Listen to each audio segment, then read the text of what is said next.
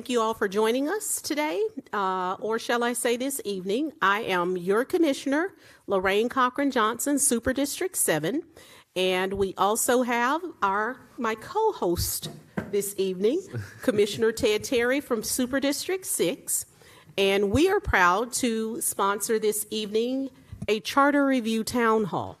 Of course, several weeks ago, Commissioner Terry and I participated in a late evening discussion with a local organization, and they indicated that there was a great deal of lack of understanding, would be the word, as to charter review and exactly what is happening.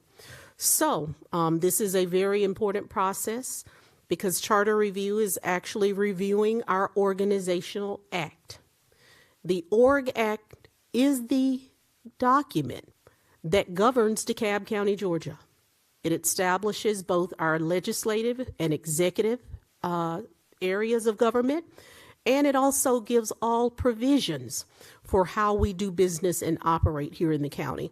So the first thing we're going to do is have introductions for those that are here with us this evening so that you know the panel members that we have present. Of course, I've already introduced myself, and I think self-introductions are going to be best from the panel members. Of course, the Charter Review Commission is comprised of 17 different individuals. We'll talk about that a little bit later, but as your face appears on the monitor, I will allow you to take the opportunity to say who you are and what you do. And wonderful. Also, what a great photo. Look at that up there. Isn't that great? Yeah. Is it on TV right now, or is it they can see us? I can't. If you're only hearing my voice and you're looking at my photo, just turn it off. But good evening, everyone. Thank you, first off, just for everyone being here and anyone watching at home. And really special appreciations to Commissioner Lorraine Cochran Johnson and her team, Allison, Leah, the whole District 7 team, because they did the heavy lifting to get everyone here, organized, graphics, emails, press releases. So let's just give her a round of applause for just being organized and running a tight ship. Commissioner, you get things done. So this is really impressive because you're exactly right. That was we were at the one of the neighborhood association, several neighborhood association meetings, and there was a desire to just continue this discussion. Of course, the Charter Review Committee members will introduce themselves and talk about the great work they're doing. So we just want to bring an extra little, oomph to it, a little extra opportunity to have these discussions. And so, just in way of introduction, District 6 Commissioner, serve on the other half of Commissioner Lorraine Cochran Johnson as your two super district commissioners, and we're just really happy to be here and look forward to the discussion. Thank you.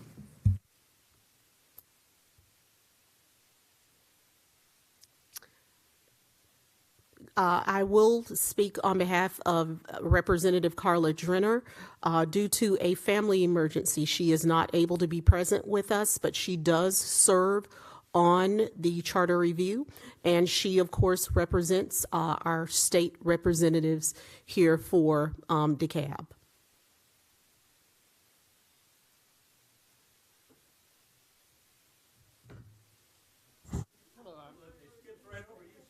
Oh, that's right. There I am. Steve Henson. I'm Steve Henson. I'm the chairman of the Charter Review Commission, appointed by Michael Thurman. And I want to thank all the members of the Charter Review Commission. These are unpaid people who are just in the community helping out. They were appointed, that'll be talked about a little bit later, how they were appointed, but by community leaders to serve you. And I did want to mention that almost all the Charter Review members, they're not all here, but almost all of them have contacted me and said that they're watching online. So if there's any comments or interest that they want to hear, that they hear from you later, they'll be aware of it. So I did want to thank them for their diligence, not only coming to all the meetings, but in participating tonight from home. Thank you. Good evening. I'm Claudette Leak. I'm a 52-year resident of DeKalb County. I worked for DeKalb County government for 10 years, worked in the private sector for corporations, Fortune 500 corporations, and I'm just very happy to be a part of the Charter Review Commission. I was appointed by the House delegation members, and I appreciate the opportunity to hear from all of you and your questions and concerns as we move forward in looking at the charter. Thank you.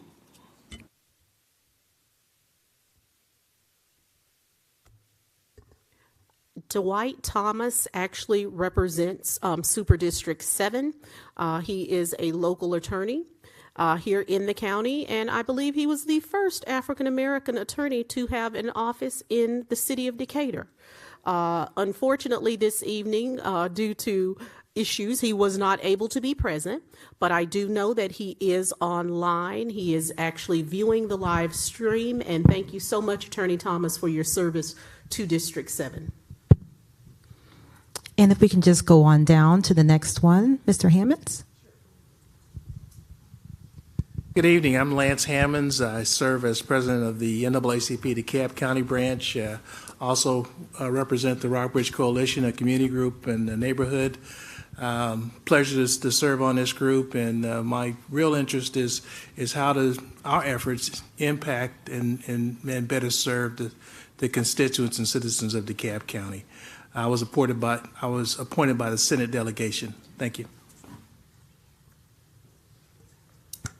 And good evening. I'm Susan Nugent. I was appointed by Michelle Long Spears, District Commissioner 2, and I'm a 45-year resident of DeKalb County, and retired a few years back. Have been involved in a number of matters in DeKalb County government for probably 15 to 20 years. So this opportunity to serve on this commission and to participate in this discussion about how we make our local government the best it can be for all of the citizens is a really exciting prospect for me. Susan Nugent.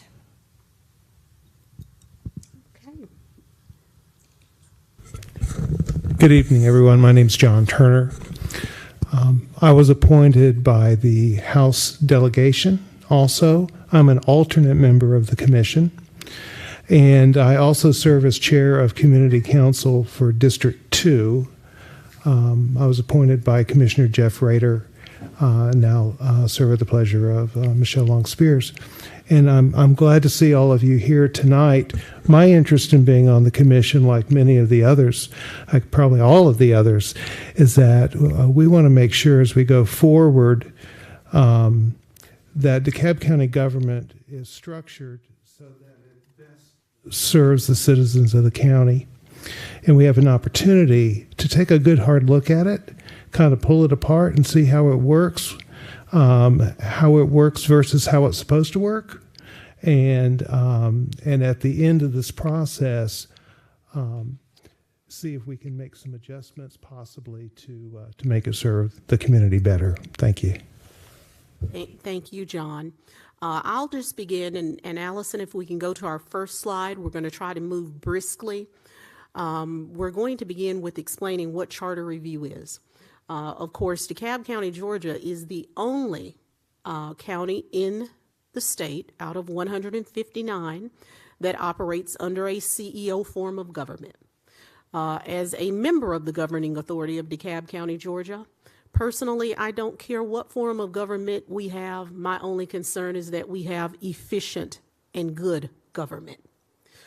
So, as it relates to charter review as a function of reviewing the Organization Act, we'll start by talking about the roles and responsibilities of what this group has been charged with doing. And of course, they are designed, or shall I say, they have been charged with providing the best delivery of services to the citizens. And of course, through the review of our Organization Act, of course, as I said earlier, it is comprised of 17 individuals. And according to the document establishing charter review, they were to convene May 1st of 2019 and end December 31st of 2020. But of course, due to COVID, there was a lot of time missed and the conversation continues. Once their findings are complete, they are to submit those findings to DeKalb County government. And also a copy of the report should be presented to each member of the General Assembly of DeKalb County, the governor, the lieutenant governor, the Speaker of the House, and chairpersons of the Senate, State Senate, and Local Government Operations Committee. So let's go ahead and move to the next slide as well. There we go. So what is the Organization Act? We've already talked about that quite a bit. But through our Org Act, it creates the CEO as well as 7 Board of Commissioners. And through this act, we of course have the responsibilities of the Chief Executive Officer. Now, if we'll go to that slide, I'm going to rush briskly through those because there are a number of responsibilities that are assigned to Chief Executive. I thought it was interesting. I like sharing worthless points of knowledge, but you have to be at least 30 years of age to be the CEO of DeKalb County, Georgia. You must have been a 5-year resident of DeKalb. You have the exclusive power to supervise, direct, and control the administration of county government. The chief executive also oversees all operations, supervision, and administration of the departments and offices as well as agencies. He has the power to consolidate or abolish departments, agencies, and offices that exist within DeKalb County, with the exception of the finance department. The money is kept separately. He has the ability to appoint executive assistant and a county attorney. Also to fix the compensation of all employees and county officials. Has the power to investigate the affairs, records, and expenditures of various authorities, boards, commissions, and communities. Also to propose the annual budget, and it is required that the budget is submitted to the Board of Commissioners, which is Commissioner Terry, myself, as well as our other counterparts, on a biannual basis, with the first being, of course, January 15th, as well as December 15th. So the December 15th budget will govern the upcoming year, because here in DeKalb County, we have both top of the year and a midterm budget. During the midterm, that gives us the opportunity to make adjustments because sometimes things change and so do needs. Also, he is responsible for 13A appointments. Off the top of my head, Fulton DeKalb Hospital Authority. Of course, that is a 13A appointment.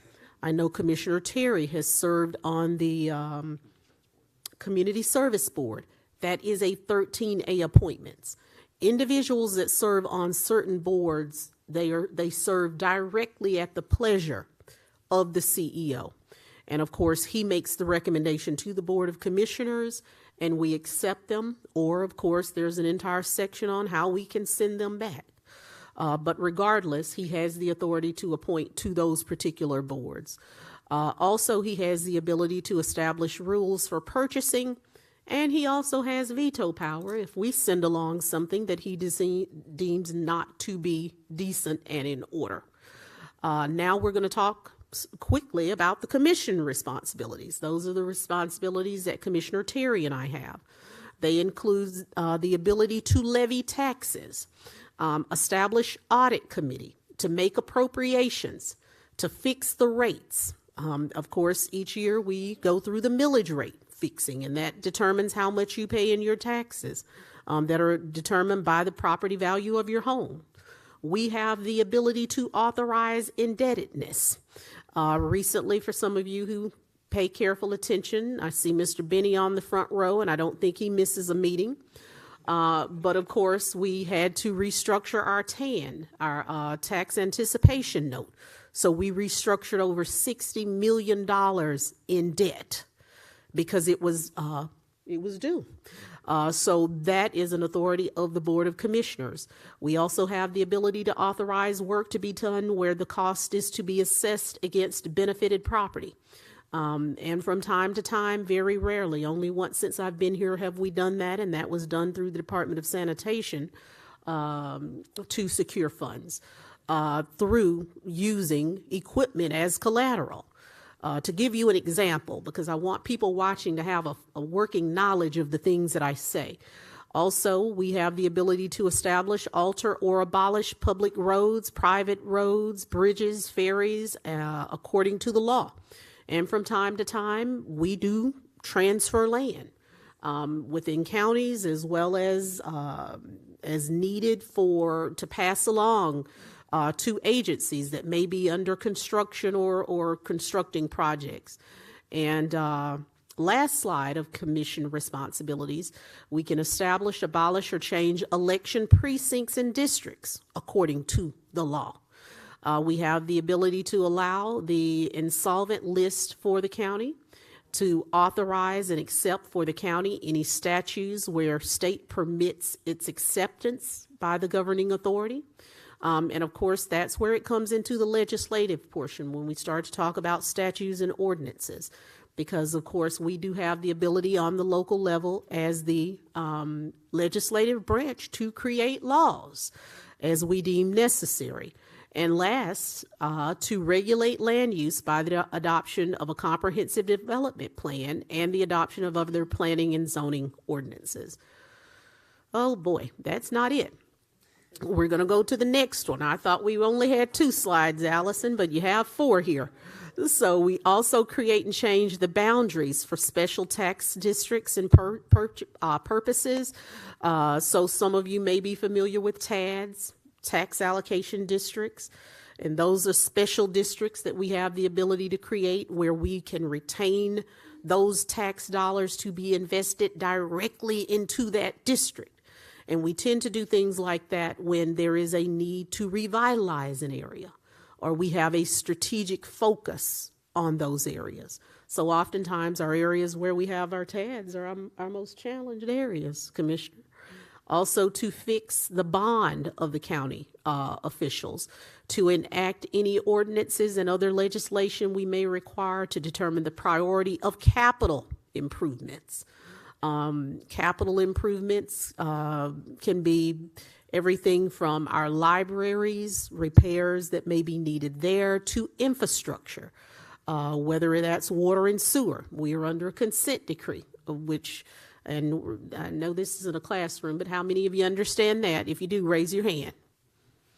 Okay, so for those of you who do not understand what our consent decree is, of course, we are under EPA requirement to enlarge, replace, and expand our water system. Throughout DeKalb, we have had, honestly, decades of a lack of maintenance, and it caught up with us. So the EPA has now put us under federal requirement, and we have a very strict plan that we follow. The Snapfinger water basin was the most problem area, so it affected disproportionately South and unincorporated DeKalb County. So I want to say to all of you that are present, this is a different town hall. But as we increase, expand, and enlarge the capacity of our water and sewer system, you will see more economic development projects come online. Because in certain areas, we plain and simply didn't have the capacity even when there was a desire. So now we have a CAP program, a capital assurance program that allows us to issue credits and bring projects online as we expand the capacity. Okay, so just want to share that and let me get back through these quickly so we have enough time to talk. Also to call elections and voting of bonds, except as modified by the powers vested in the CEO. And the last slide here, to fix, levy, and assess license fees and charges for taxes that are associated with businesses. If you operate a business in DeKalb County, the Board of Commissioners has the right to set the amount that you pay for your business license fees and any taxes associated with it, to adopt rules regarding operation of the Board of Commission. We also have the ability to prepare an agenda for each meeting and have it posted. That's actually governed by state in terms of giving notification of public meetings. And the last thing that we have the ability to do is authorize and adopt ordinances prescribing penalties and punishments for violations of any and all ordinances that fall under our authority. Now, I've said a whole lot, and Commissioner Terry, I'm going to start let you talking from here. I'm exhausted. We're busy, aren't we? Yes, we are. But I thought it was important. Absolutely. Because most people have never read the Org Act. I can say, being a commissioner and working with you guys every day, all you care about are results. If there's a pothole, you want it fixed. If there is an omission in terms of sanitation, if we don't pick up your garbage, but there is a process to these things. So hopefully now you better understand the division of power and with whom it lies. Anything that we didn't own, that means ultimately the CEO has those authorities. Ted? Absolutely. And just, that was a really informative description of the roles and responsibilities of executive branch and legislative branch.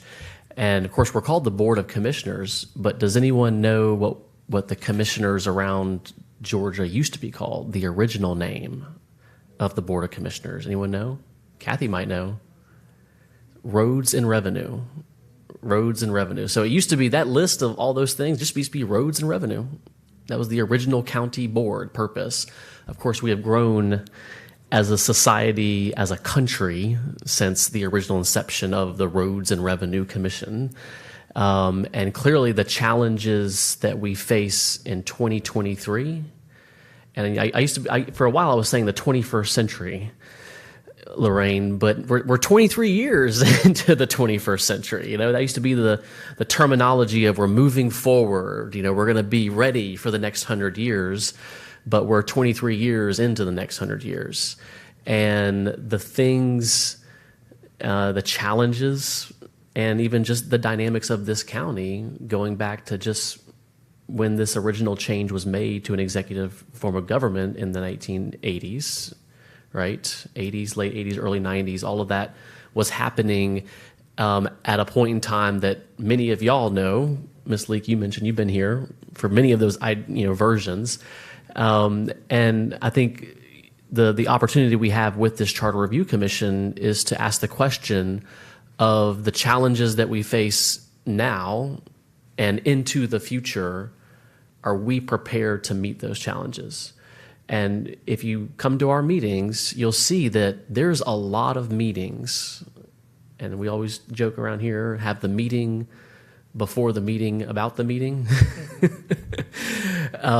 Because that is a big part of what a representative democracy looks like, is there's transparency and accountability. And the way that you showcase that, the way you manifest that, is by having public meetings and public engagement and citizen oversight and citizen involvement. And I was really actually, when I remember first when I moved to DeKalb County in 2005, I remember being very impressed about how many opportunities there were to participate in the governing authority. And of course, we have a study coming back, I think, from COO Williams and the law department about, some of those opportunities, back in the past that were great opportunities for citizens and residents to be involved in the future and the day-to-day of the county about the visions and the goals. But some of them either don't have people on them, they haven't had meetings in years. Some people don't even know what some of these committees are. And I'll throw one out for you that's somehow it's in our rules. It's like the technical advisory committee. And I've got an appointment on it, and God bless him, he's a smart guy, but he's like, what do I do? So, but at some point, someone said, we need that committee, right? So the point is that, things in our organizational act, things the way that county does our business, they have evolved and changed over the years. And it's okay from time to time to check in and make sure everything's going okay. Last point I'll make, and then we can move on to the next part of the agenda. You may have heard that some of the newer municipalities have a state-mandated requirement to do a charter review. And so that's kind of like a lesson for probably just the last 100 years of governments existing is, you recognize that you have to update things. And so we're aware of a lot of the new municipalities just by law every 5 years have to come back and do a charter review. And so one thing that I would hope for as we move forward in this process is that we don't consider it to be just a one-time fix, that we prepare ourselves for the next 100 years, because we're in these positions right now, but I don't want to be here forever. And I know some of y'all probably don't want to be here forever. Citizen involvement is a lot of work and time, and y'all should be commended for spending your free time to care about what your government does, because I think you all see that so many amazing things can happen when we come together, when we're all speaking with one voice. And sometimes that just means saying, hey, are we on the right track? Are we doing the right thing? Could we make things better? And just be open, no agenda, no, ulterior motive other than to say, let's check in and make sure that what the system is, the processes that we are governed by, that they're working for us. And if they are, great. If they're not, let's talk about the changes. And I think that's a big part of why we're here tonight, because we want to, hear from the committee members, certainly about what they've been hearing and discussing, as well as y'all about the things in particular that need to be on the table for discussion. And I'm here to listen to it and excited to hear it. Thank you. And one of the things that I'll say before I turn this over to the chair, you just honestly outlined an area of need, because here in DeKalb County, we have many committees that are committees of record that are obsolete and not necessary. And independent of the Org Act specifically stating that there is a review of committees, perhaps every 3 years, and committees that no longer function being removed, those committees remain. So I hope you understand what I'm saying when I say that. If the Org Act is silent as to the action that should be taken, no action will be taken. That's not necessarily the case. The board created those outside of the Org Act, and the board at any time can cancel those committees if they feel they're not functioning without any action in the Org Act. The Org Act is kind of structured to be like a U.S. Constitution, a framework. It's that you don't want it too detailed and mentioning maybe every committee, but it could, in the Org Act, have a review mandated, or you could do it on your own. Mm-hmm. And again, I serve at the pleasure of the people and under whatever confines are placed upon me. And I'm fine with that. I always have been. So these are the type discussions that I think are great to have, because along that vein, I think it was Commissioner Terry and I, today we were speaking of former CEO Leanna Levitan, and the fact that she said when she came online, they opened the closet and there was one computer. One computer when she came here. And now, and within, I think she said a couple of years, there were computers everywhere. So during that time, perhaps that's when the technical committee was created. Who knows?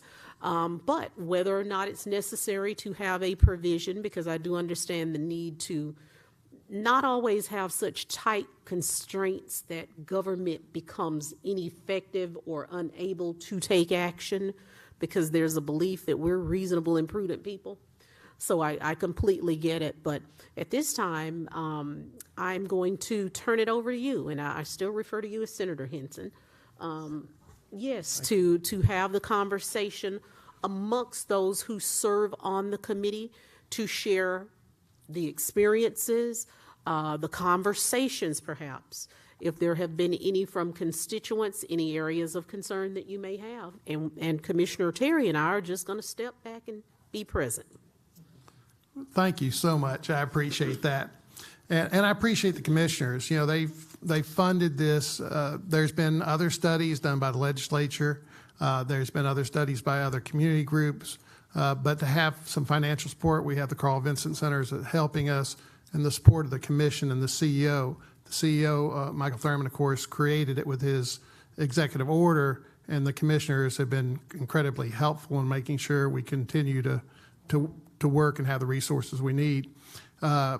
Both the commissioners here today and Mr. Terry mentioned, for instance, the charter review. I think we're talking. We don't know what's going to happen. We know that's an element of some cities and other counties that they have in the charter that every 10 or 5 or however many years there's an automatic review. So we've gotten that input from you, and we're listening. And this issue that we brought up today with these committees is something that we'll look at. We've already had community input that sometimes board vacancies occur and are not reappointed. And we'll look at whether or not there should be something in the charter for that, or certainly there's other ways to resolve it that don't have to be in the charter. The charter, again, is kind of like the U.S. Constitution or our state constitution. It's the overall framework of the government. But underneath that, there are many ordinances or laws passed by the commission, executive orders by the CEO on some areas, that create other layers of government. And we have to make sure that we have an appropriate framework for the other for government to flourish and be responsive and change. Changing the charter is not an easy thing. It's been done numerous times. There's been comments that sometimes we hear it hadn't been studied before, but I was in the legislature nearly 30 years, and we were almost every session somebody would have something come up that affected the charter in one way or another. Since the charter was created, there was years ago there was a grand jury that selected a sole revenue road commissioner that ran the county, and then later there was 5 commissioners, and in '79 there was a study that I think it completed in '81 where they actually were changing to a CEO form of government in '82, and that was in response to community elected leaders, and it was in response to community input, and there was a commission kind of like ours. Ours was created by Michael Thurman, again, to do just what Commissioner Cochran said, to review the Org Act to make sure that it's serving the purpose it was intended for. And first of all, even though I've worked on issues in the legislature about the auditor or the ethics board, in 2008 we passed a bill that changed the duties of the CEO. We worked on elements of it, but you really need to understand all the different areas of the charter because it goes everywhere from commission powers, CEO powers, to the auditor, to so many little things, the CEO power, the COO's power, so many different elements that we needed to study it. So we studied it, and really we did that for 6 months last year. So we have a Herculean task of trying to get something before next year's General Assembly. We have no power. We are being asked by the CEO and the Commission to look at these things and provide feedback through a agreed on study and proposal for any changes that might improve the government or change or things that may need to be studied further. And so what we do has to be referred to the legislative branch, which would actually create the changes. And I certainly believe that commissioners and CEO would have a lot of input if they thought we were doing something that was not in the best interest of the county. But the legislature would ultimately have to act to change the charter in any way. And if they did any significant change, and by the lawyers have pretty much said almost any change is significant, if there's any significant change, then the public gets a vote on it in a referendum. So whatever we recommend, if it was to create a policy where every 3 years, every committee created by the commission had to be reviewed and approved or done away with, that would have to come before the public, and you would ultimately have a vote on it after it passed General Assembly and signed by the governor. We are in the process now of listing the different people in government. Our next meeting is March 9th, and we're going to be listing the people that do procurement and the budget, and maybe the auditor, county auditor, and listening to the issues that they have. We've listened to other people in other departments, what issues they have, and we've asked them how they relate to the commissioners and the CEO. We've had 2 public hearings of the commission, and every one of our commission meetings, we welcome public input, and we have time set aside for public comments, which was actually a mandate of CEO Thurman's executive order that every meeting we have to create time for the public. So we're now, getting through the review stage, and we'll soon be working on taking sections probably one by one. There are some issues in the charter that over time state law has changed. When Lee May, for instance, became CEO because of a vacancy in our CEO position, there was some conflicts with the charter and state law on how that was supposed to be done, and there was some confusion. We need to make sure there's no conflicts in any area of state law. There's some things that are just hard to see. I think in the charter it refers to the CEO salary as 1991, and there's some references to other statutes, but it's not there where you could see what that is. So clarifying things to make it simple to read and make sure it's not in conflict with state law is going to be one of our charges. The other charge is going to be looking in more detail the roles of the commissioners, the roles of the CEO, issues like these appointments or board vacancies. Are these causing problems? Do they need to be in your Constitution or your overriding act, or do they need to be somewhere else? In the CEO's proclamation, he made a special emphasis that when the pandemic came and you had a lot of federal funds coming, they had to do things real quick. And there were at times concerns that we were doing things in the best manner possible. So he definitely wanted us to look at that. So we're looking at that. And Jim Grubiak, who is not here, but one of our members, he had talked to a couple other counties. He used to be with the ACCG as their attorney. And he's found, for instance, a statute in Gwinnett that it's an ordinance the commission passed that deals with emergency expenditures that they use quite frequently when they had tornadoes years ago, but they also pulled out when they had this pandemic, and it helped expedite things. So we're looking at that and whether some things may need to be in the charter. So, we're really excited about our work. It is daunting, and by experience, the CEO said that we need to have a pretty high threshold of 10 members before we get anything on our report to recommend changes to the charter. 10 out of 17 and a couple members aren't participating, so that's a pretty high threshold. But he wanted that because so many times people will make recommendations, and then that gets to the legislature, and there'll be people saying, like in '96, there was a big study done and recommendations that were in a bill, and other people said, there wasn't overwhelming support for this. They didn't believe there was a mandate for it. They thought the study wouldn't. They had no staff back then. They thought the Senate, Nadine Thomas, the Senate chair, said that they were concerned that they wasn't efficiently studied. So we need to make sure that we come up with bright, good things to help the county and not do any harm. I look back at the 2008 law, for instance. We're getting input. The CEO used to attend commission meetings, and he would set the agenda. And some people thought that was actually more power because he was there at the commission meetings and setting the agenda. So they asked the legislature to remove him so he's separate. Some people since then have come and said, well, that disengages him from the commission, and they don't work together as well. So there's always unintended consequences to everything you do. For instance, if we do something, some people have said board members, if they're not replaced in 30 days, should be the alternative mechanism, and we may very well do that. But then you've got to think, well, what happens if that isn't filled by the commission?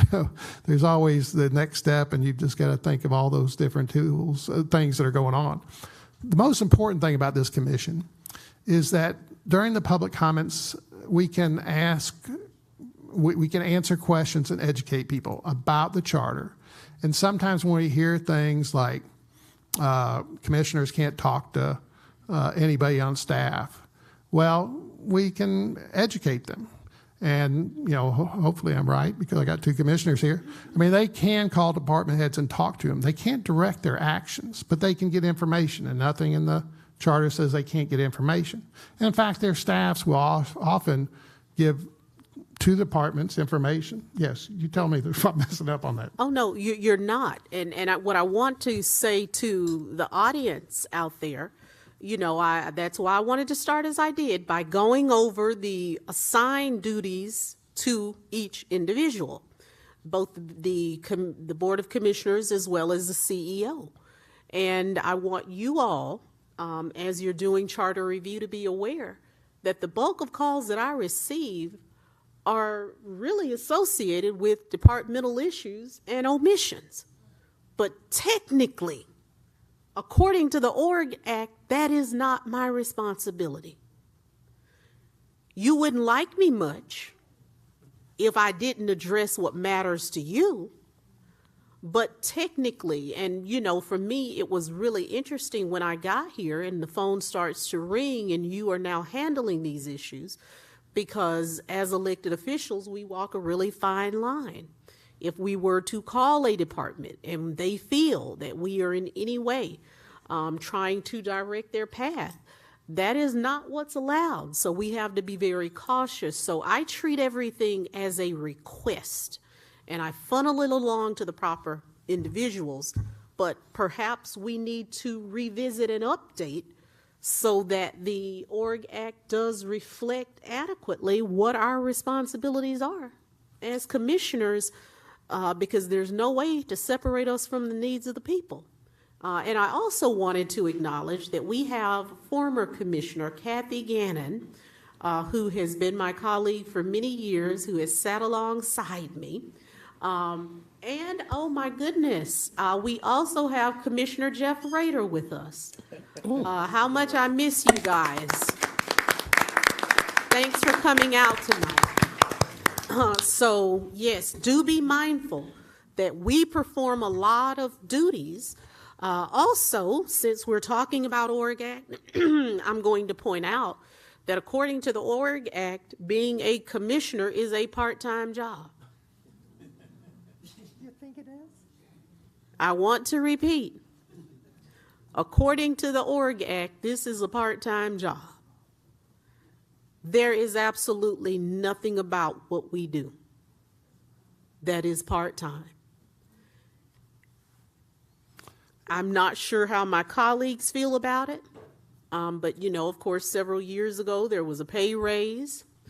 And when I got here and as I read through the Org Act and really fully understood all the responsibilities, I feel it's a slippery slope to call this part-time. Either you're committed to it and you're here and present full-time, or you all are not going to like us much, because it really requires full-time attention, and anyone who isn't willing to give it that probably should not run for the Board of Commissioners. It has truly changed my life. I don't want to go biblical on you, even though I just got back from the Holy Land, but no man can worship two gods, for he will love the one and hate the other. And if you are not going to be here full time, this will not be the best position for you to hold, because you cannot meet the needs of the constituents. Commissioner Terry, I don't know how you feel about that, but... Well, absolutely. And I think actually I'll reflect on something that you really honed in on, and that's sort of the constituent services aspect of the job. And what I can reflect is that the uniqueness of the super district system enables, in essence, every resident to have two commissioners. And it was interesting because we were talking with folks in Gwinnett. We were at NACO, and they are having issues. They're having discussions about their charter and things like that, and changing their sort of the way things are set up there. And it occurred to me that there's a chairwoman, and then there's a board of commissioners. They do sit together, but in that system, just like all the other counties, every resident of every other county has two commissioners. And so that's really good, because that means you've got, we all kind of try to work together. We certainly work on zoning cases together, but when it comes to fielding constituent services, it really is an opportunity for us, really from different parts of the county, to come together. And it's a real joy to work with District 1, 2, 3, and 4, because I overlap with all of those districts. It gives me an opportunity to see and interact with parts of the county that and representatives that I might not totally be engaged with because of the jigsaw nature, right? And so Lorraine and I are very fortunate as super district commissioners to be able to work from the north, central, down to the south. And then, of course, when we come together, it allows us to really bring the full, voice with the other commissioners there. And so I think you're exactly right. It's a full-time job. I personally have taken it as a full-time job, and I think I feel much more gratified that I made that decision, because you're exactly right. Every day is a big county. We're growing, and there's a lot going on, and it demands the full attention. And what Commissioner Cochran and Ted have said are very important. They're working full time for you.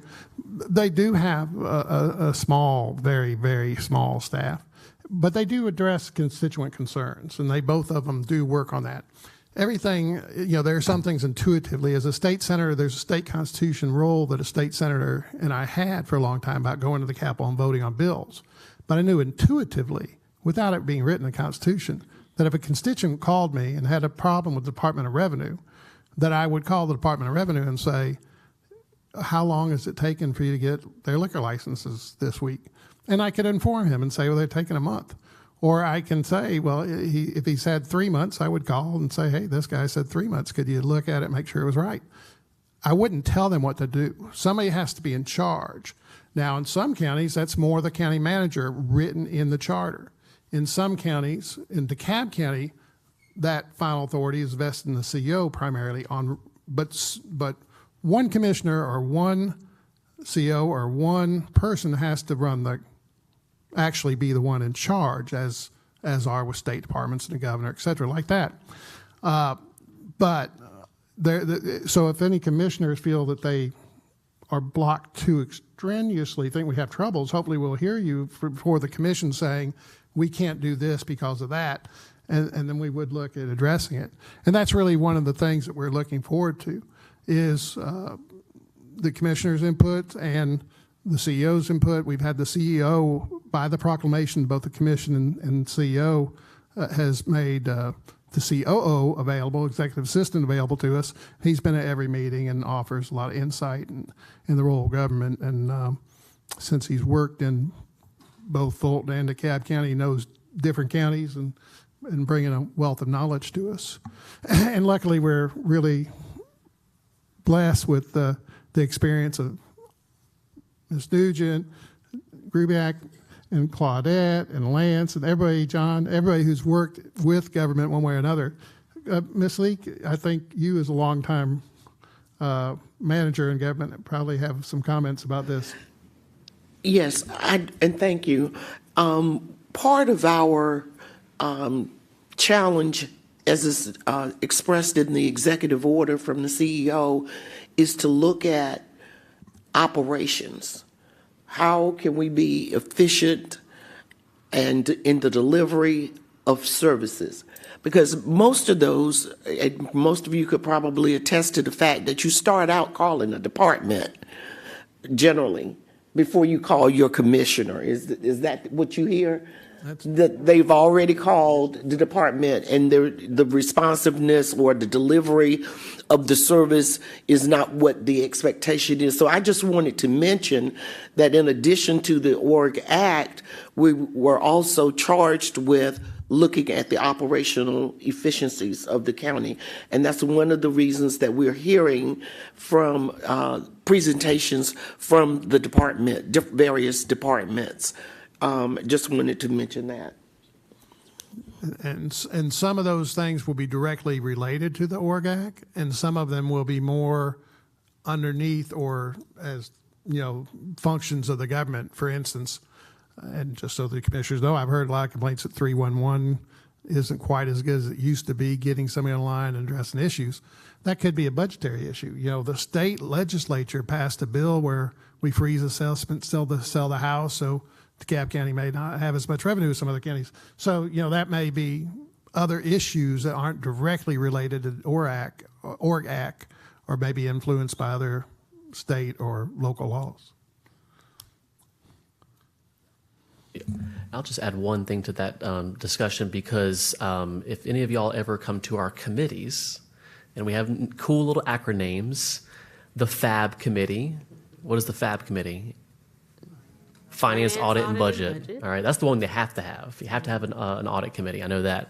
There's the PECS committee, which sounds kind of strange, but it's the Planning Economic Development Committee. There's PWI. Public Works and Infrastructure. Public Works and That's my Infrastructure. committee. There's ERPS, Employee Relations and Public Safety. That's me. I chair that.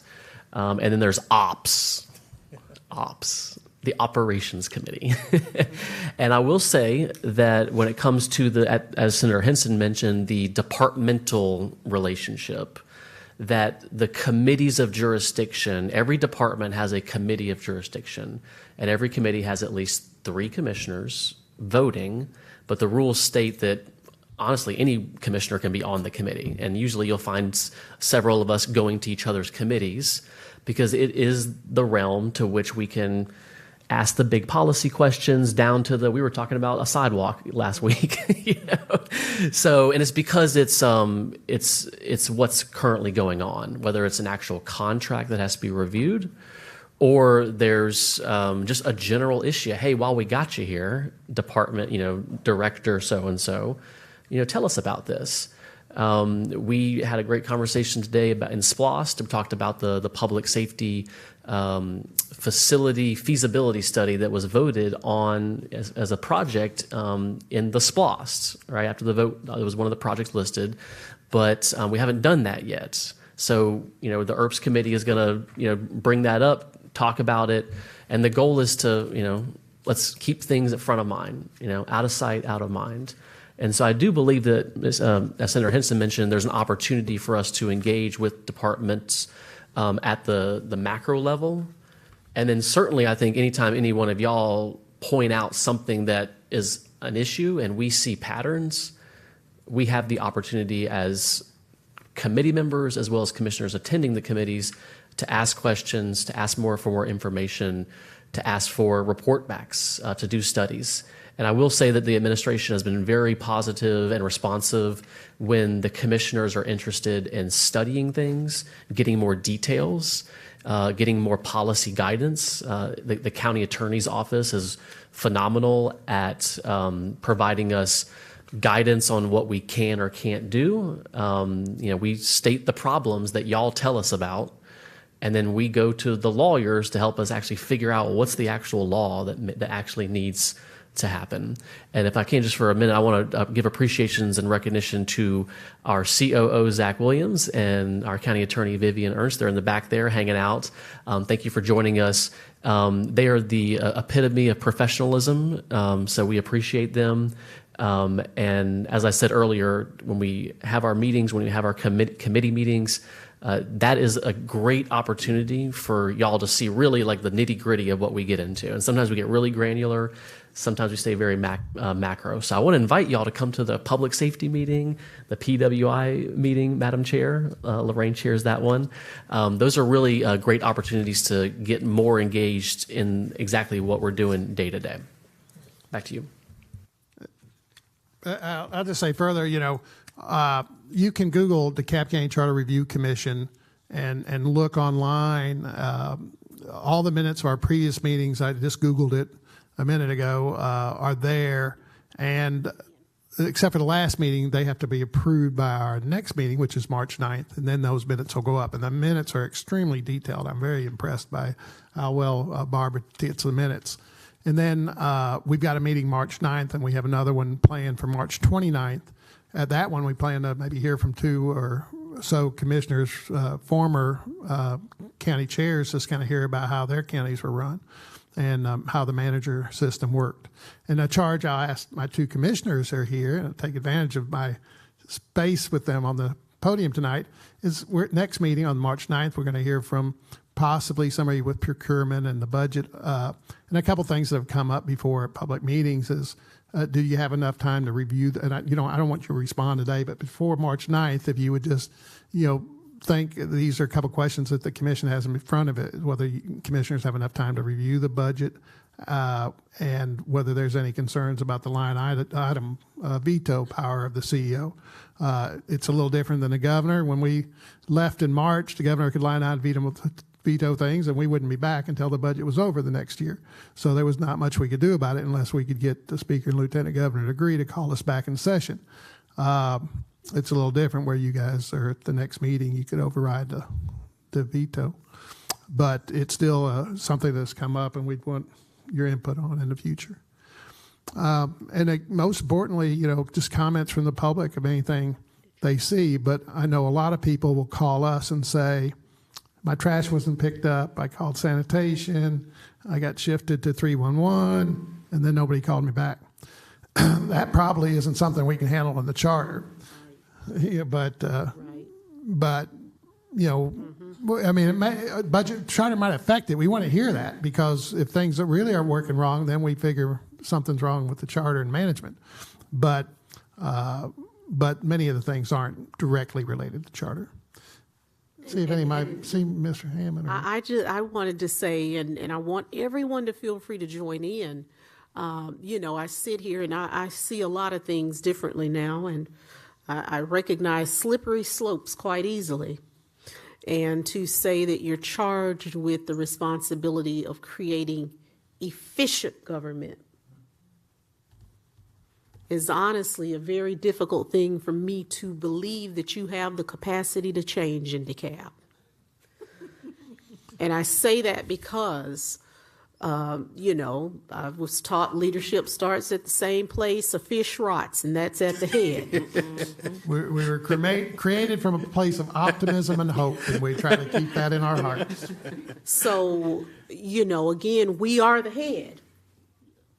And that's something that we have, to get right in terms of the efficiency. Because, many of you sitting here, I recognize faces. Not always as good with names, but you all represent some of the most active people in DeKalb County. And I do want us to have the ability, Allison, to gear up a mic so that if there are specific questions you have, you can ask. But you all have a Herculean task ahead of you if you're going to get us efficient.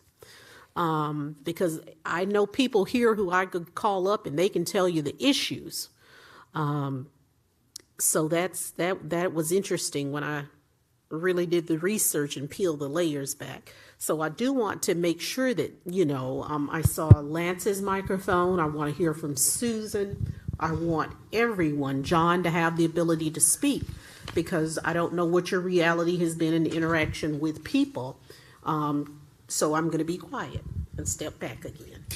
Yeah, I just want to say that, a little bit louder, Joe? Okay. I just want to say that I feel that this commission has been given the resources that it's needed to actually do this work. The typical day or the typical meeting of the Charter Review, we've been going through the Organization Act line by line, asking lots of questions. We've got the county attorney there. She's got resources. So we are actually going through this thing line by line to understand what it really means. And everybody's asking questions from different perspectives. So it kind of adds to the understanding of what this thing really is. And then, we've got the different departments that are coming in, talking to us about, like planning and zoning, what's going on. And we get to ask those hard questions that we hear from our community.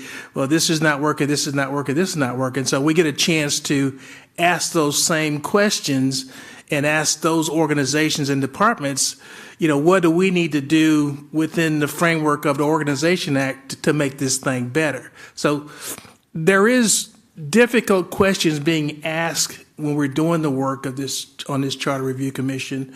We've got the Carl Vinson Institute there that also where we can say, well, what are other people doing around the area that we may take advantage of? So, and that's what I mean about the resources. It's not just us sitting here reading the charter, coming up with our own definitions or whatever. We're feeding off of each other, but also in this process, when we first started off, I think the folks that I've talked to on this Charter Review Commission came in with an open mind, and the discussions have been open. Now, people may have, impressions of what they want to do, but the discussions have been open. I've not heard anybody stick their feet in the sand saying, I want it this way, this way, this way, this way. It's been a really honest and open discussion up to this point, getting through the charter review, understanding what this document is. And really, as a citizen, it has helped me understand what my government actually does so we can interact better with our own government. Because like Commissioner was saying, we call them first. Most people call them first because we know our commissioners, hey, man, this ain't working, this ain't working, this ain't working. But, it helps all of us to understand our government. So when we look at what can we do better, I think we have done the work on the base level, understanding what this document is and what it does and what it can do and what it cannot do. So I think the next phase of this thing is going to be very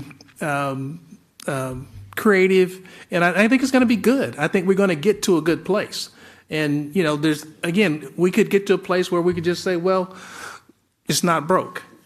You can get to a place where we need to fix this part or that part. And that's what I mean about the conversation is open thus far, in my impression. So I think we're at a good place, and I think we can do some good things with it. So that's what I wanted to just comment about it. But I want to give you a feel for how the work is actually going on the commission. And if you go back and watch some of the video, you can see the same thing that I'm seeing. And if you're seeing something different, come to a meeting with your cards and let us know. So that's all I've got.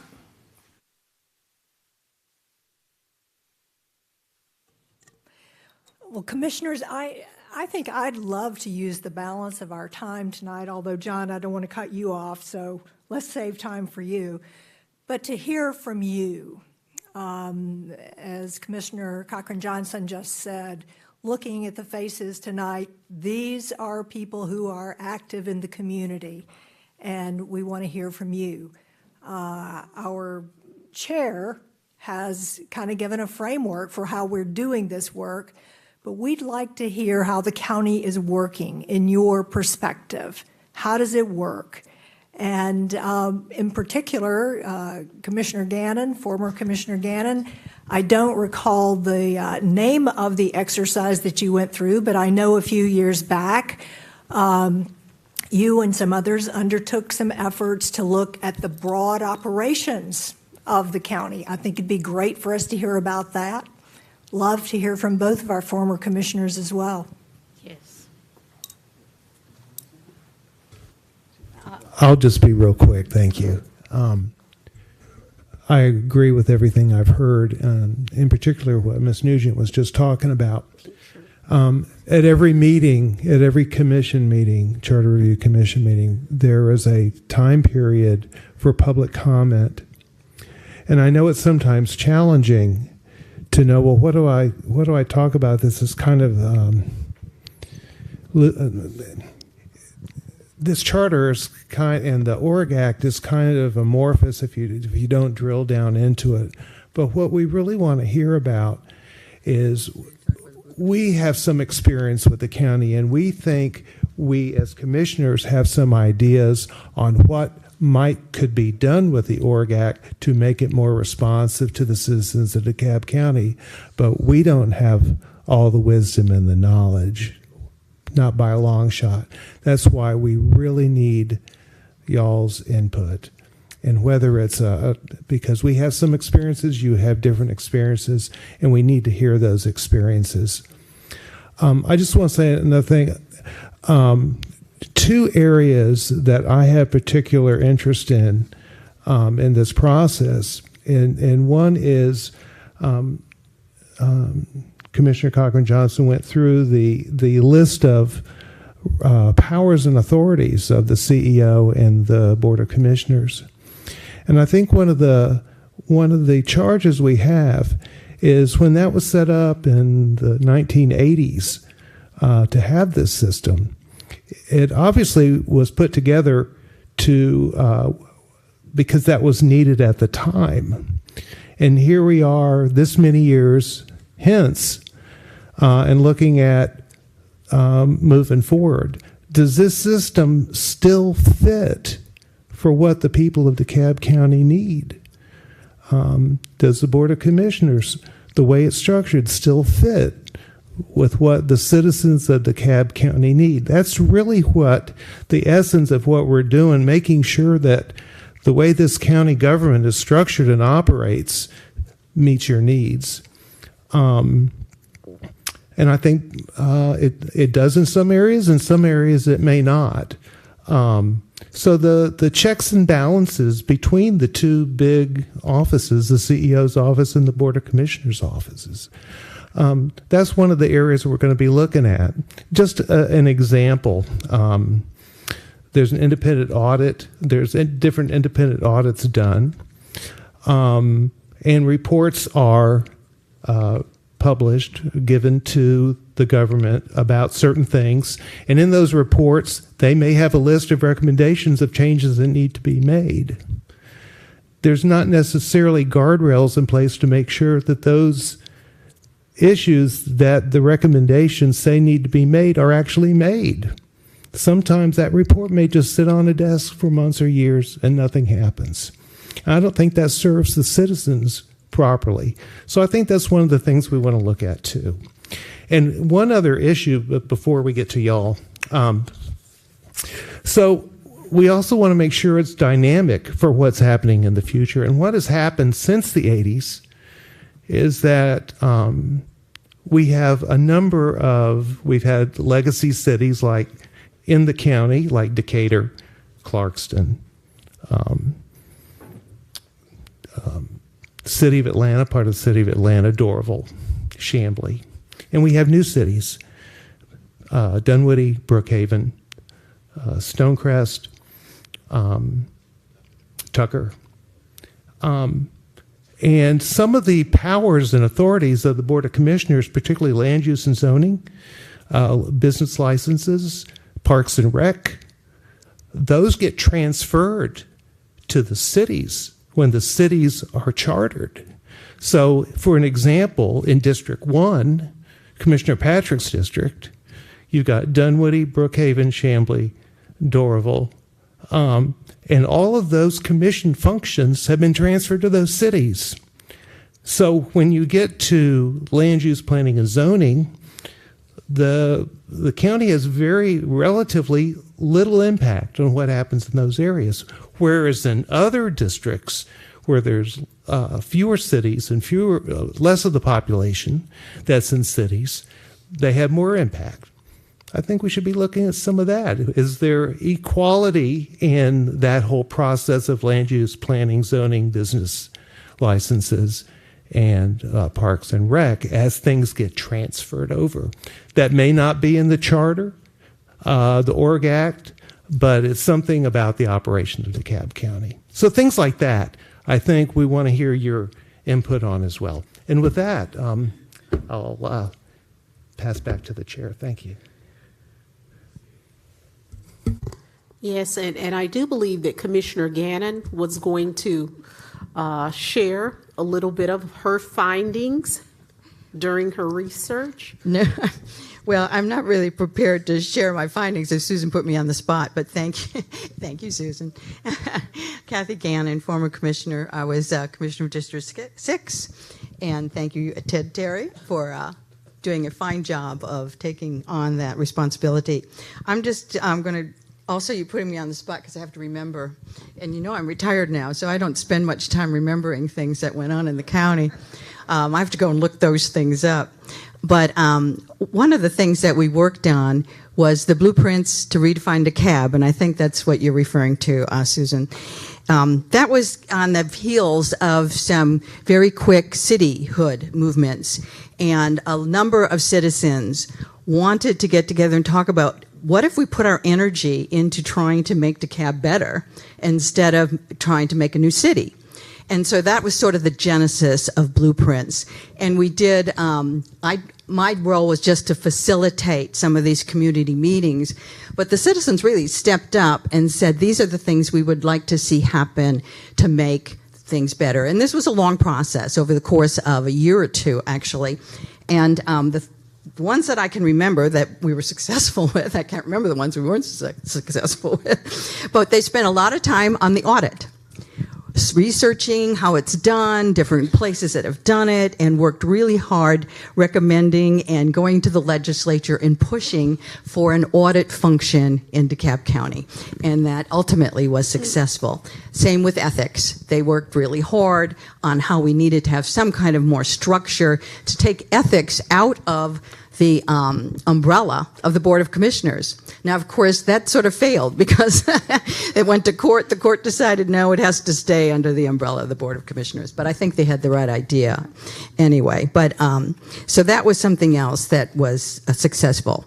They worked on our purchasing policies, and I know you've had some meetings about that, where most other places, the purchasing is an ordinance. You are accountable for things in that ordinance. Here, it's a policy of the CEO's office.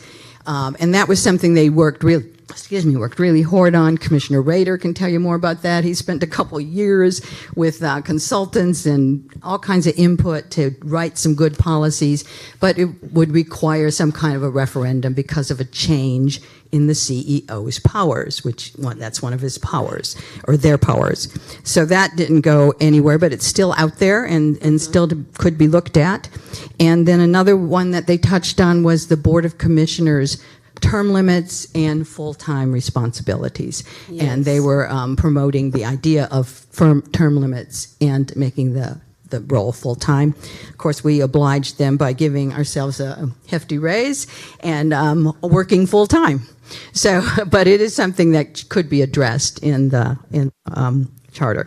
So, charter has been also, Steve said, people have been bringing things to change, but this Blueprints and others have been talking about the need for a charter and trying to get it going since before 2015 in a serious manner. And so when the Blueprints sort of evolved into a group, I think we had like 6 groups of citizens who were studying the different forms of government in our charter. And I think they did a fantastic job. We had speakers in, and they talked about the history of how this charter was developed, how we are very much like the city of Atlanta in terms of our structure. And if you look at it, that is what our structure is based on. And that how the other counties did it. And they went out and they interviewed in Fulton and Gwinnett and Cobb, and they brought their county administrators and those folks in to do panels for them. And so it was really, really sort of taking off. But at that point in time, then we had an interim CEO. He signed the first executive order to do a charter review commission. So that citizens group sort of disbanded, and now some of them are in a couple other cities and not really all that concerned with our charter anymore.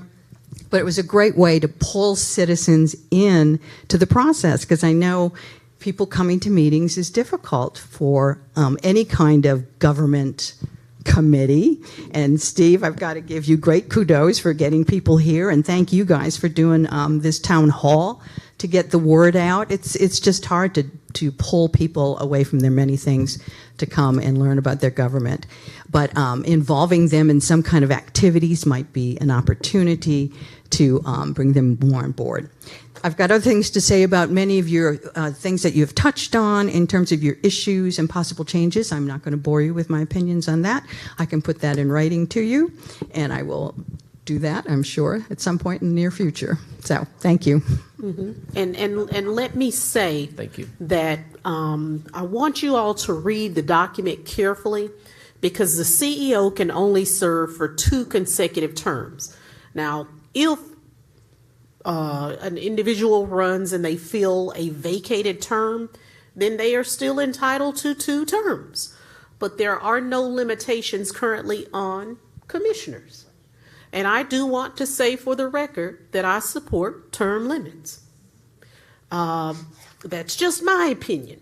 I'm one of 7 But of course, again, this is being reviewed no, it's not by connecting. Sorry. this is not about an individual. This is about getting good lifeblood into government. And I do believe that that is a very necessary and essential thing. I do want to hear also from former Commissioner Rader, because I know that you've worked in a lot of different areas, and I truly miss you speaking in paragraphs and not sentences, Commissioner. He has a PhD in that, so thank you, Commissioner Cochran Johnson. I also would like to hear what other people have to say. I think that one of the top priorities should be ensuring that the Organizational Act performs in the way that it states that it's to perform. Senator Henson mentioned the process for making appointments to outside boards. There is a very specific process that has days of deadlines and days of response when the nomination should come and the county's confirmation to it, but it lacks any enforceability because there's nothing to compel any of the participants in that process to actually do what they have been tasked to do in the Organizational Act. So it's important to figure out mechanisms to ensure that when it says that you're supposed to identify a nominee 60 days before the term ends, that there's something that compels that to happen. Likewise, the executive assistant is intended to be a dual report, but there is asymmetry of power between the commission and the CEO in being able to dismiss the executive assistant, and so that has a huge bearing on the influence of those parties towards the actions of the executive assistant. So there's a whole list of things that perhaps are well-intended in the Organizational Act, but there are defects in the mechanisms that make them so that they aren't actually accomplished. And to my knowledge, touching the issue Commissioner Gannon mentioned, I know of no other government in Georgia that is specifically enjoined in its constitution from having a law governing purchasing. And that's really important because, CEOs' policies can be changed informally, they can be changed temporarily, and there are, real implications of that in the millions and millions and millions of dollars that the county ends up spending. And these are hazards. They're not necessarily things that are occurring, but we all know that in the past, DeKalb's had some struggles in those areas, and it is those weaknesses that make DeKalb vulnerable for those errors. So I think that if y'all could look at the Organizational Act and ensure that the parts actually are working the way that they state that they're supposed to be working, you'd make huge progress in being able to make it a more responsive government. Thank you. Thank you. And I do have a question from online. I want to say that there's a little over 70 people that have joined us online. And we have here a question that says, several years back, while Burl Ellis was under review as DeKalb CEO, Lee May was chosen to be acting CEO for about 2 years. Why was it okay for District 5 to be without a commissioner during this time period? No one addressed this issue to my knowledge, and Lee May was allowed to keep his commission seat even though he could not act as a commissioner while he was acting as CEO. I would respectfully ask the Charter Review Commission to ensure that this matter is addressed so this does not happen in the future. So that was more of a statement, I think, to the individual that sent the question. I do appreciate it, and these are the type things that we need to address. I would assume, and this is where the gray area comes with this, the slippery slope that's always present, is that he was only the acting CEO. So until which time he chose to declare that he was running, his seat was left open while he served as the interim. So there should be a requirement, and I do think, though, as I read the ORG Act, that if it's 180 days or less, there is no special election. But if it's 180 days or more, then there must be a special election called. And if I remember correctly, somewhere around 45 days after the vacancy occurs, but the presiding officer serves as the interim until which time that election takes place. So to be honest, I don't know how it happened, because based on what I just said, there should have been a process. And I had mentioned earlier there were some conflicts with state law at the time. There were new state laws on that position. So, and whether he was removed fully or at the CEO might have been temporarily removed, suspended by the governor. So he had a legal right to return if his criminal case had been found in his favor, if the case had been withdrawn against him.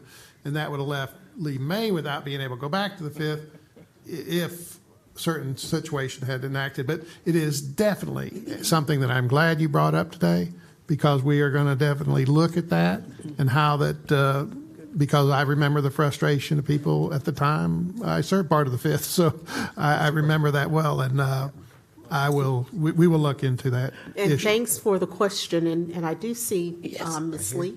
I was just going to say that the issue of vacancies in general, and whether it's on a board or a commission that's in place, as well as with the situation that was just mentioned, is something that we have reviewed, and it is an issue going forward for discussion and review.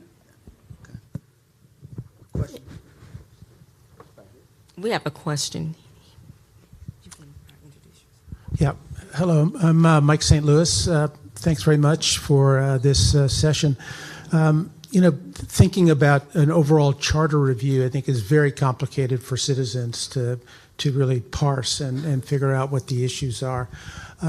Commissioner Rader, former Commissioner Rader, just actually listed off a few fairly specific issues, problems, challenges, issues that need to be solved. And I wonder if you have already or will develop sort of something like that, a very specific problem list for what the tangible issues are that you would be in a position to in a position to try to address, so that citizens can focus on those things and understand what the underlying problems are with the charter that you try to fix. One other second question, just very briefly, is I was very pleased to hear you had the Vincent School and you're taking advantage of the various academic disciplines and the best kind of scholarship that's out there to understand performance.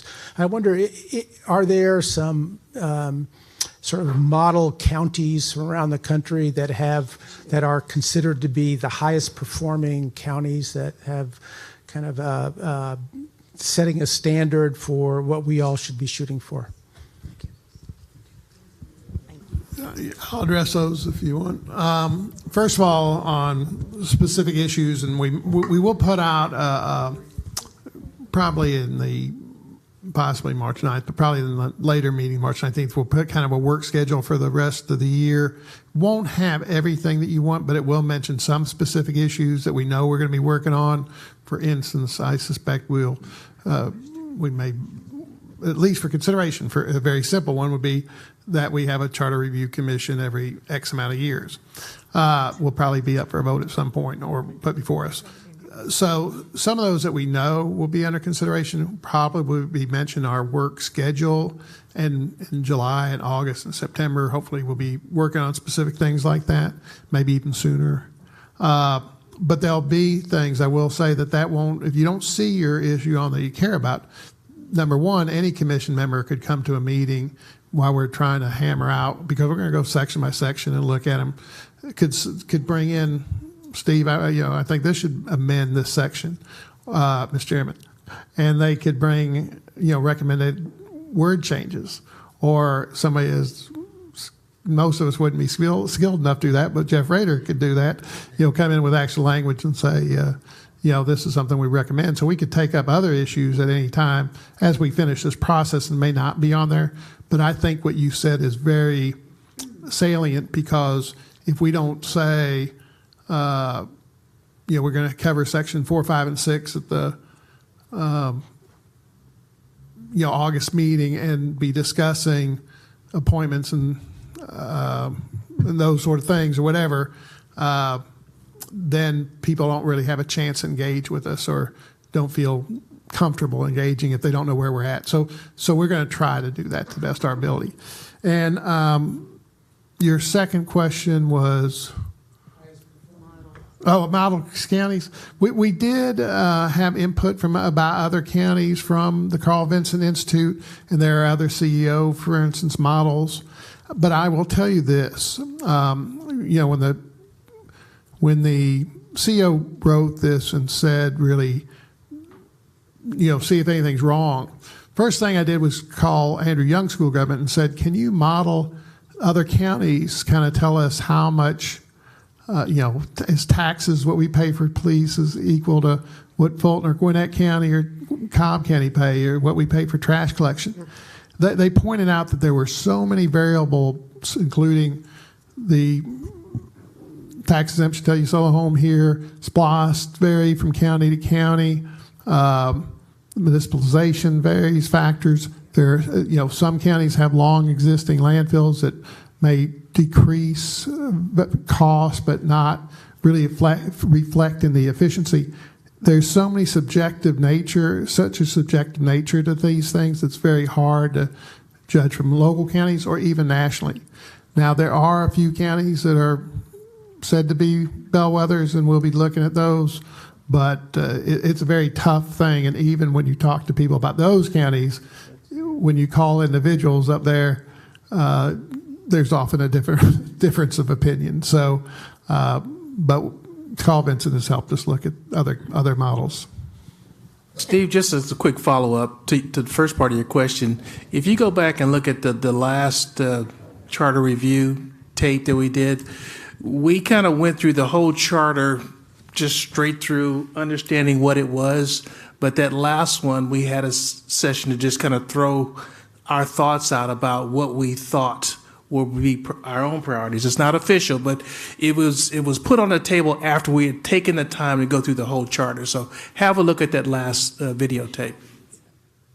The last videotape and the minutes are very detailed. They won't be available until after the March 9th meeting when they're approved, but do go online and look at the minutes of that meeting, because every commission member was asked, who was in attendance, which was about 12, asked, to comment on what they think we should be doing.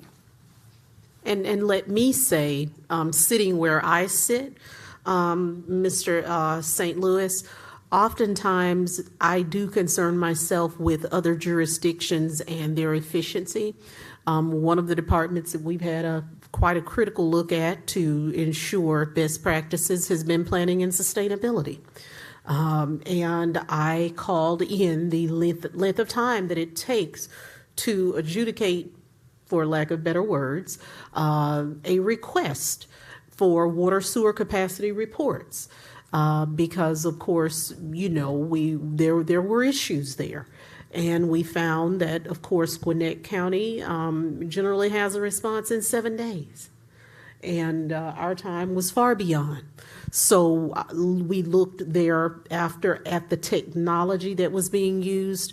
So I'm not sure how that can apply so much for charter review, but from an internal standpoint, oftentimes there are best practices that we can glean from to create ideal or better situations. And I did want to acknowledge Representative Michelle Henson, who is present with us. Thank you so much for coming out. And also, I do see one of my District 7 servants for our Zoning Board of Appeals, Mr. John Talbert. Thank you, John. And go right ahead, sir, with your question. Yeah, good evening. Andrew Bell, Restore DeKalb. To second the gentleman's comment, I think there's just a common sense to look at the best performing counties to look at the best performing counties, whether it be in the state or nationwide. I see the seal 1822. That was 159 years ago. Okay? I guess 81, we changed it. That's 42 years ago. I guess some things were going on at the time.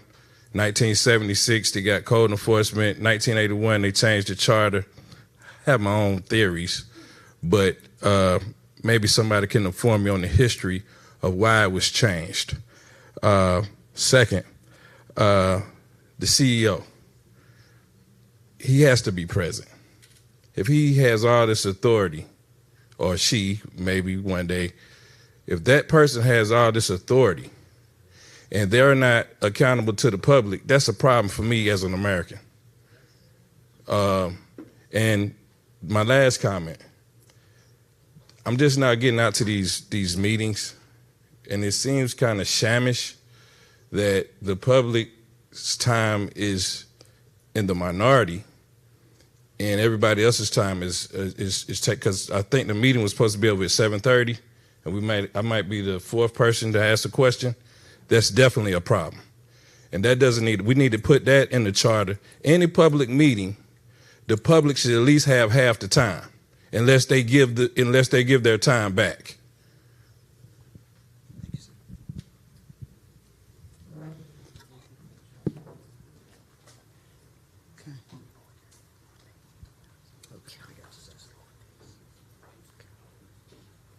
Yes, go right ahead with your question. Thank you. I'm Ladina Bolton, Dr. Bolton, and my question essentially is whether the appointees were giving any guidance on how to approach the review process based on the priorities of the appointing body, or if there is any ongoing communication between the appointing body and the appointee. And the reason for my question is that I was in communication with one of the key players of those institutions who essentially had no idea. They had appointees, they had representatives on the board, on the Charter Review Board. And I was concerned about that. I was concerned if whether that's a reflection of what we have to look forward to in the process, if when putting the board together, these bodies are not as engaged as we would like them to be.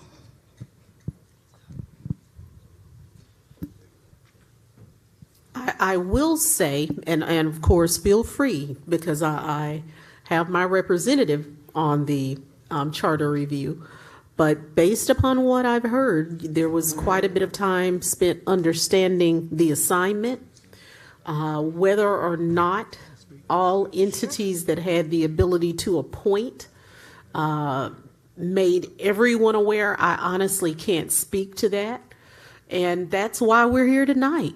Because I went to a town hall, Commissioner Terry and I, and there was a great deal of confusion about what this process was, but everyone wants good government. And I have always said from day one, I understand cityhood.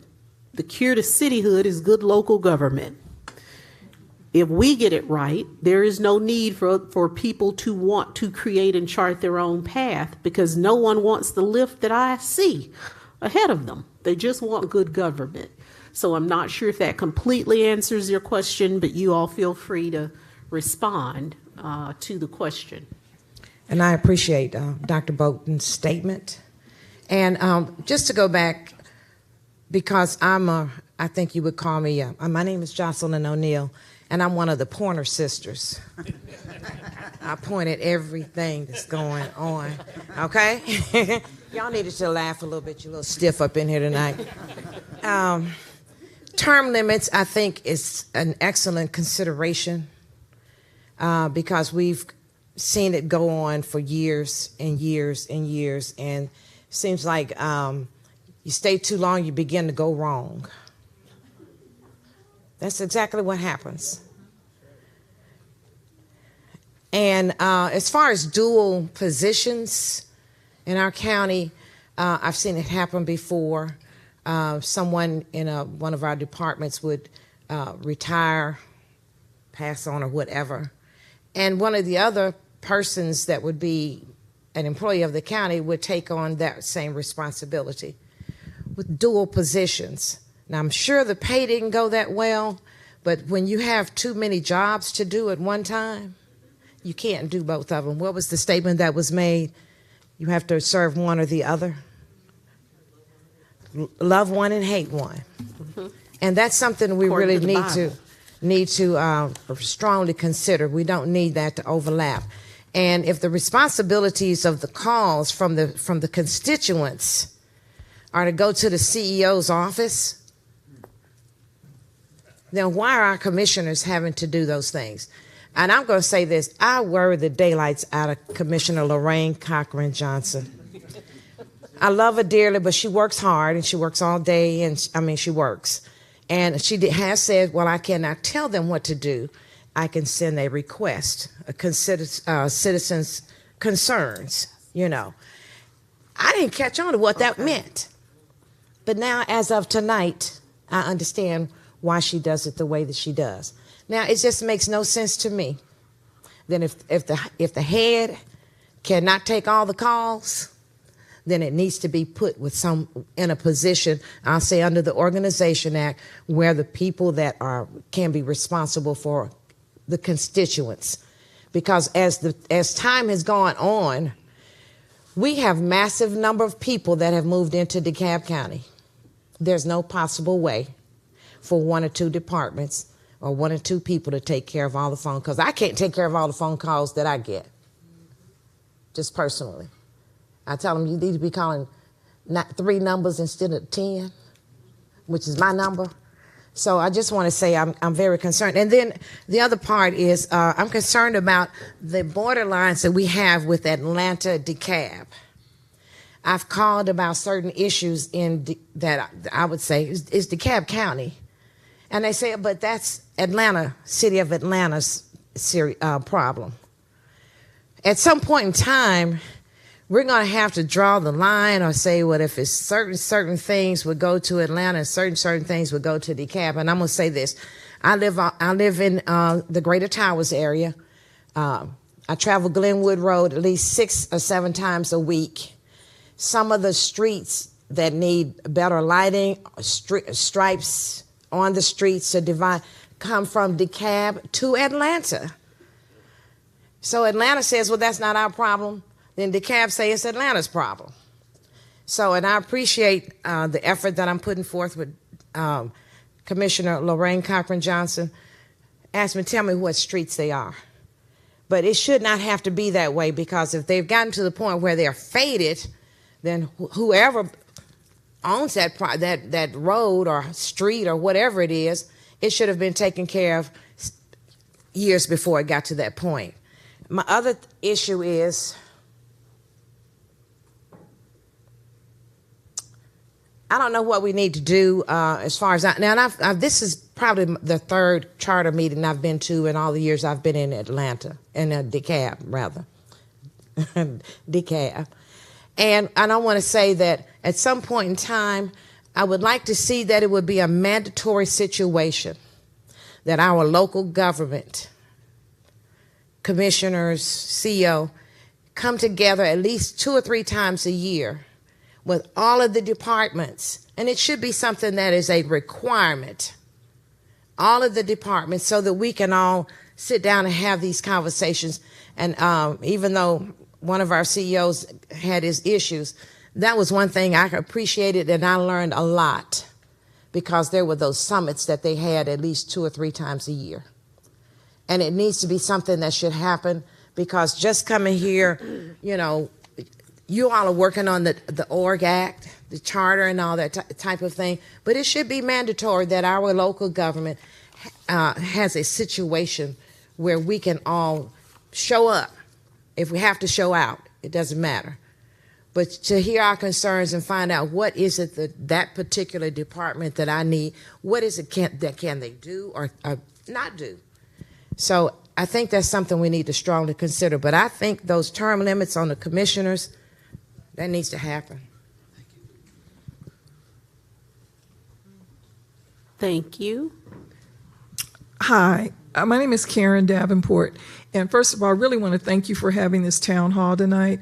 I really feel like the deck that you put together to help people in our county or any place else really understand how government works is a very difficult process.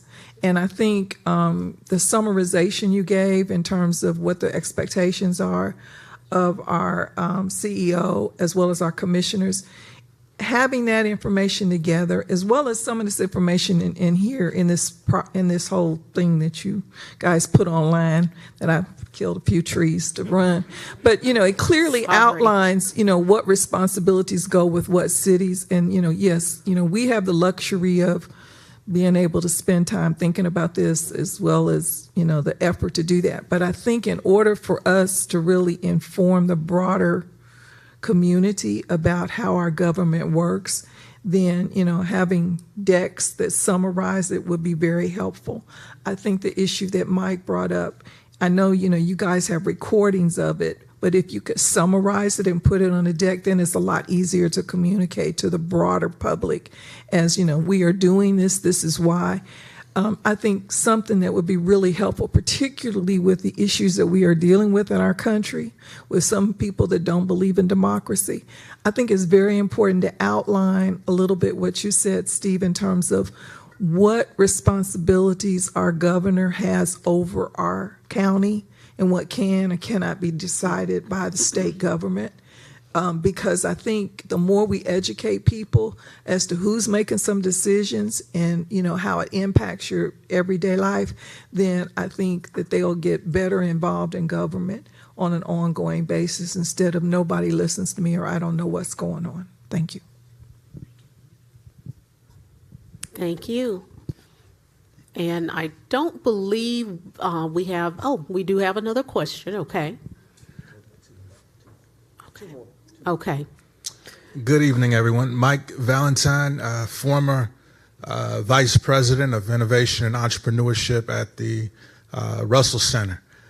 This is my first time coming here, and I want to thank Commissioner Johnson for the invite and Dr. Davis. And I just wanted to say thank you for your leadership. I know these are rough times, and myself right now, I'm looking for new opportunities as I sit here. And I was just thinking, have we ever had a moment where maybe there was citizen delegates, or I'd probably rather use the word, what would that be? It was, I'm thinking on the spot. I'm an innovator. I just think. So I work with entrepreneurs all the time. So I'm thinking entrepreneurially right now. Sure, yeah. But if we had representatives that were here from like all of these leaders that are here, we have power as people in here. And if like I look at my neighborhood and where I sit, I'd like to come in and advise the board of like what's going on. That way we're not just all pointing fingers at leadership. We are all leaders. I just want to make that comment. Thank you. And that's very well received. I'm very grateful that people just call me and I know what's going on because I answer my own phone. But independent of that, I do think it would be a great opportunity to have community councils that aren't just there to hear issues of zoning, but come together in clusters and come and have a conversation with the CEO and or the governing authority to say what the issues are, because sometimes there can be a detachment. I really think I have firm ground understanding of what our problems are and where they lie. But when individuals do not see change and an issue continues, I think that's where the problem lies. And either that means you're not aware of the issue, so perhaps that would be something that's beneficial. So I am going to, of course, include this in my next newsletter so people can click and watch. We've sent out the various documents. I'm going to include the slides that I had because that's literally a cliff note of the Org Act. So you do not have to read the entire document. I do want to get the last questions because I want to let you guys get out of here. I'm very sensitive to time. Yes, we have time for one more question. That's going to be me. Hello, my name is Cheryl Thomas, and I'm from Emerald Estates. Is it on there? I'm from Emerald Estates. I just actually found out about this meeting about 1 o'clock. And the information, what I'm asking to have some changes made, and basically when the gentleman got up over here, he hit it right on the head, right? I'm just going to because what I want to know and to happen is very specific.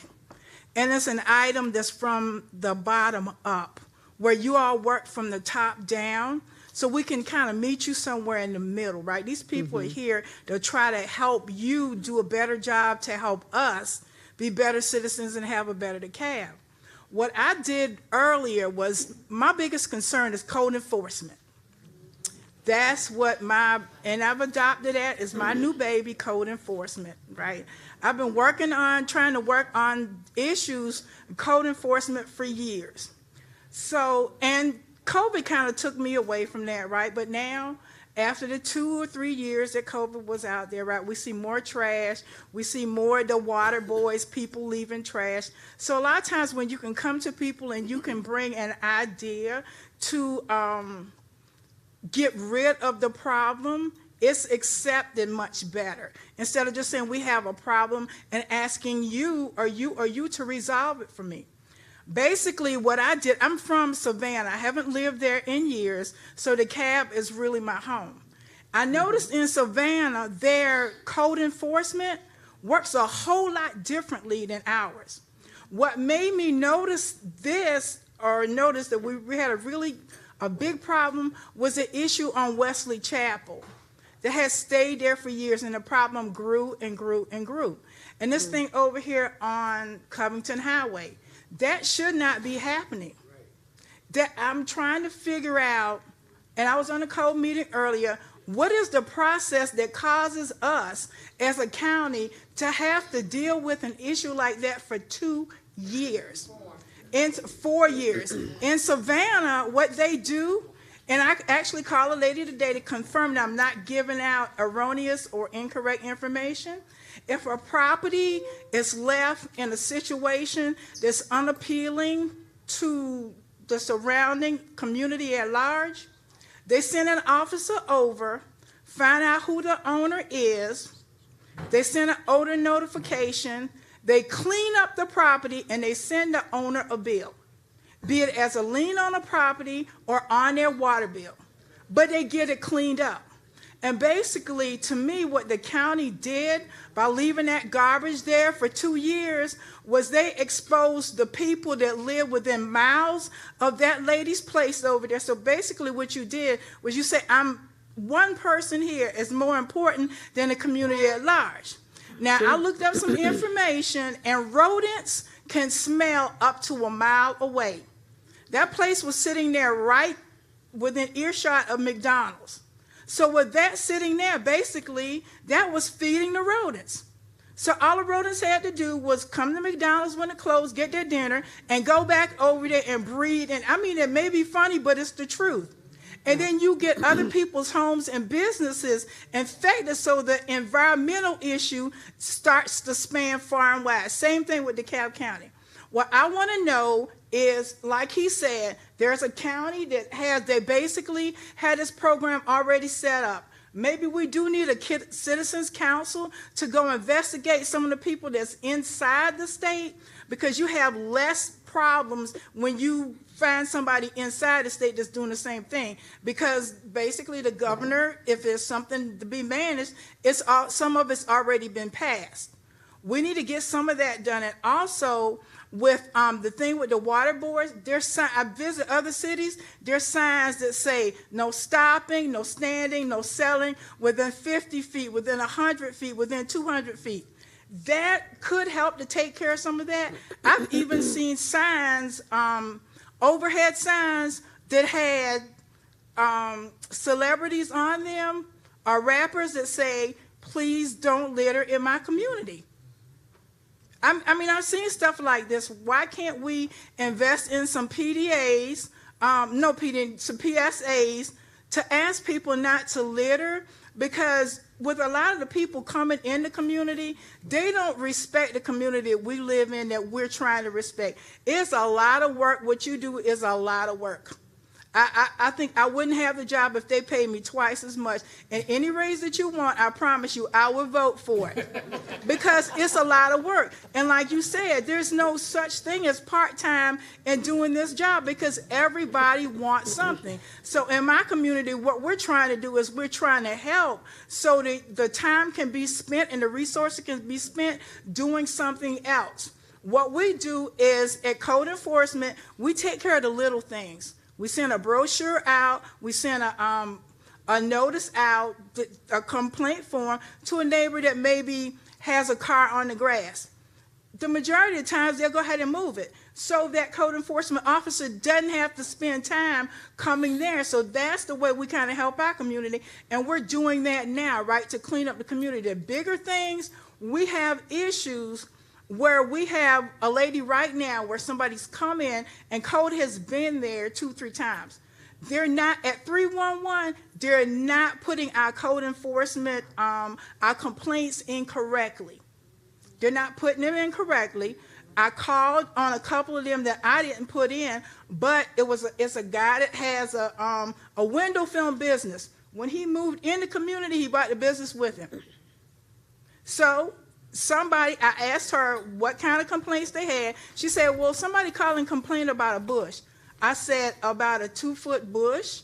Y'all actually came about a 2-foot bush? She looked at it further. She said, oh, well, an officer said that he noted there was a car there that was advertising a business. And that's all, but I know that I called that business in. The guy's back up and running again. There we have one lady, and I'll cut it off after that. We have one lady, and I'm talking about her because she's in dire straits, right? She's a gentleman that has actually done a mechanic shop next to her. When she talked to him about it, he told her, where we're from, that's not the way we roll. Code has been there, and what they cited him for was a car on the grass. She said something else to him. He told her just recently, if somebody says something to me, I know you had something to do with it. So now she's terrified. So basically what we tell people in our community is call code enforcement, but don't say anything to that neighbor, because people are crazy now.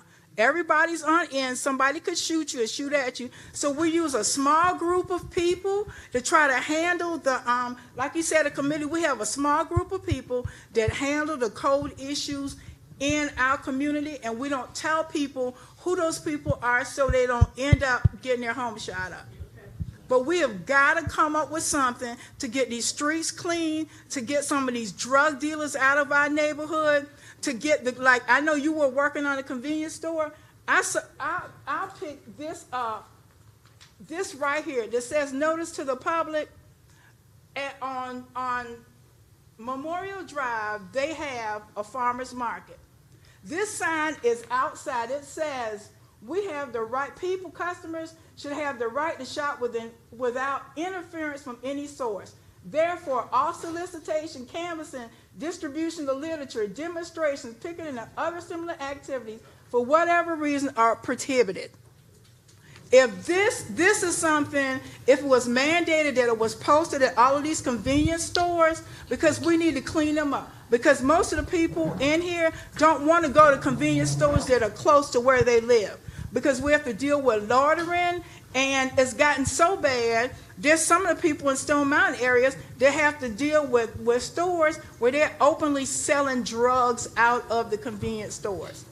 That's too much. Yes, ma'am. Thank you so much. Our Constituent Services Director, Amaris Sawyer, is right here. If you could please convey these issues to her. This is her job, is to field these kind of things, and we will definitely pay attention to that. Thank you so much for that. Yeah. Commissioner, closing remarks from you and Commissioner Terry? Yes, I and definitely pass on my card, because these are things that I deal with each and every day. I could sit here and go through the process, but the process is a problem, because when we receive a call concerning code compliance, there's a citation issued, There's then a 30-day right to redeem or redemption to correct the issue. On the 30th day, then we can issue a court citation, and from there it can go on. The property you're talking about, the address is 2624 Old Wesley Chapel Road. I know because I'm a part of these conversations every day. So do know that if you're aware of it, so am I. And I truly pushed as hard as I could. But at the end of the day, there's a lot of discussion there, but I won't have it here at this moment. I just want to take a moment to say thank you all for coming out because the hour is getting late. I do apologize that we've gone overtime, but that's what I'm here for. I'm here. This is what I do. So I'm not rushing to leave you. That's not who I am. At this time, I will allow, of course, Senator Henson to have closing remarks, and then Commissioner Terry. Thank you. I'll just say thank you all for coming, and I want to thank these commissioners, Commissioner Cochran and Terry. This is getting the word out. This is the best public relations we've had to the commission since we started. We really appreciate it. I want to mention two other little things to you. One, we have a meeting for the second Thursday, probably from now until October. So each month, second Thursday, we should have a meeting. We'll have additional meetings added. Most of the next meetings, those meetings will be here. Many of them will be here. I know the next two will be in the Maloof Auditorium at 6 p.m. on the second Thursday. Next thing I want to mention is we won't cover everybody's issues when we have our final report. Nobody on the commission will be totally happy. None of you will be totally happy. I want you all to remember that the process will continue, and any legislator, any member of the House or Senate from DeKalb County, if you think the CEO should be 45 years old, and I'm just picked that, out or as an example, but any one issue you want, any House or Senate member could introduce legislation. And even if they weren't totally committed to it, would allow discussion and debate. So make sure you stay in touch with your House and Senate members as this process continues and afterwards. And again, thank you, Commissioner. No, and thank you all for the service that you're doing. And I want you to really think. I'm going to send you over an entire list of bullets. I'm not sure if I recognized Dr. Gerald Austin. I believe I may have earlier, but I know that he is online and watching. He was not able to come down tonight, and we do appreciate him because he serves on the Charter Review Commission. Commissioner, if I could just make one comment. I'm personally very thrilled to see the turnout tonight because, and those that are online, through our own individual connections to organizations, we've been making people aware of the importance of their comments.